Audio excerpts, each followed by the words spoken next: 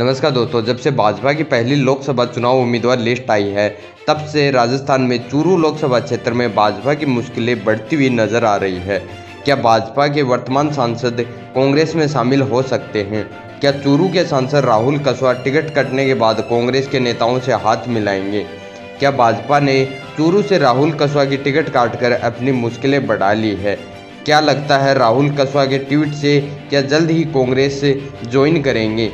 क्या राहुल कस्वां चूरू लोकसभा क्षेत्र से कांग्रेस की टिकट पर चुनाव लड़ेंगे 2024 का? क्या राहुल कस्वां की टिकट कटवाने में राजेंद्र राठौड़ का हाथ है?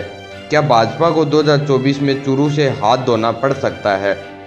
दोस्तों, यह सवाल इसलिए उठ रहे हैं क्योंकि भाजपा ने पहली लिस्ट में चूरू लोकसभा क्षेत्र से वर्तमान सांसद राहुल कस्वां की टिकट काटकर देवेंद्र झाझड़िया को 2024 के लोकसभा चुनाव में मैदान में उतारा है।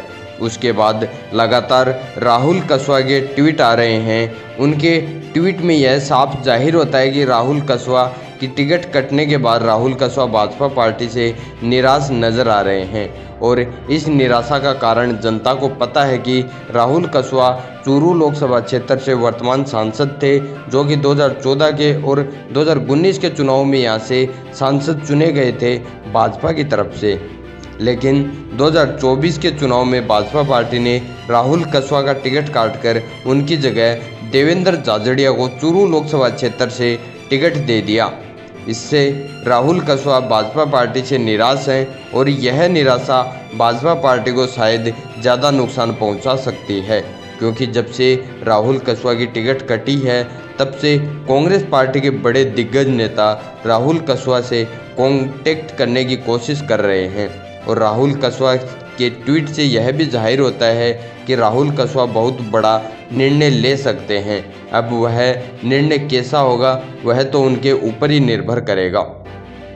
टिकट कटने के 2 दिन बाद भी राहुल कस्वां का ट्वीट आया और उससे अगले दिन भी ट्वीट आया जिसमें राहुल कस्वां ने लिखा था कि क्या मैं ईमानदार नहीं था, क्या मैं चूरू की जनता के लिए काम नहीं कर रहा था। इस टाइप से कुछ ट्वीट किया गया था राहुल कस्वां ने, जिससे यह जाहिर होता है कि राहुल कस्वां बहुत ही ज़्यादा निराश हैं बीजेपी पार्टी से।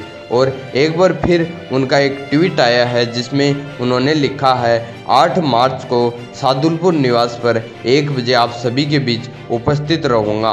तो दोस्तों, अभी यह कल ही पता चलेगा कि राहुल कस्वां क्या निर्णय ले सकते हैं। क्या वह भाजपा छोड़ कांग्रेस में शामिल होंगे या 2024 के लोकसभा चुनाव में चूरू लोकसभा क्षेत्र में और पूरे भारत में भाजपा की सरकार बनाने के लिए चूरू से देवेंद्र झाझड़िया का साथ देंगे, क्योंकि चूरू लोकसभा क्षेत्र में 33 साल में यह पहली बार हुआ है कि किसी कस्वां को टिकट नहीं दिया गया है और यह है नुकसान शायद भाजपा पार्टी को झेलना पड़ सकता है।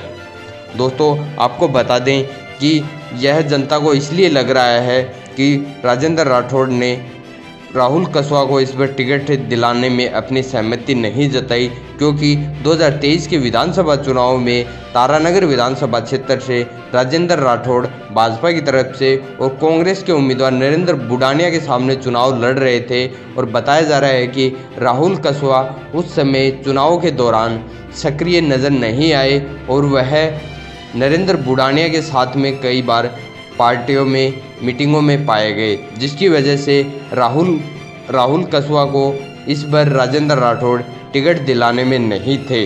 तो दोस्तों, आप कमेंट करके बताएं कि आपको क्या लगता है, राहुल कस्वां के साथ में भाजपा पार्टी ने सही किया है या गलत, और 2024 के चुनाव में चूरू लोकसभा क्षेत्र से कौन से पार्टी अपनी सीट निकाल सकती है और राजस्थान में 25 सीटों में से भाजपा इस बार कितनी सीट निकालने में सफल हो पाएगी, यह कमेंट करके ज़रूर बताएं। और आपने अभी तक हमारे YouTube चैनल को सब्सक्राइब नहीं किया है तो प्लीज़ सब्सक्राइब करें। धन्यवाद।